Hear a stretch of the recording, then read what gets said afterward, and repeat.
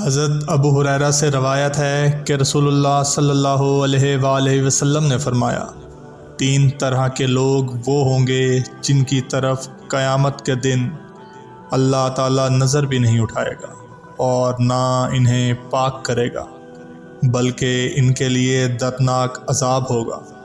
ایک وہ شخص جس کے پاس راستے میں ضرورت سے زیادہ پانی ہو اور اس نے کسی مسافر کو اس کے استعمال سے روک دیا ہو۔ دوسرا وہ شخص جو کسی حاکم سے بیعت صرف دنیا کے لیے کرے کہ اگر وہ حاکم اسے کچھ دے دے تو وہ راضی رہے ورنہ خفا ہو جائے۔ تیسرا وہ شخص جو اپنا بیچنے کا سامان عصر کے بعد لے کر کھڑا ہو اور کہنے لگے کہ اس اللہ کی قسم جس کے سوا کوئی سچا معبود نہیں، مجھے اس سامان کی قیمت اتنی مل رہی تھی۔ اس پر ایک شخص نے اسے سچ سمجھا اور اس کی بتائی ہوئی قیمت پر اس سے سامان خرید لیا۔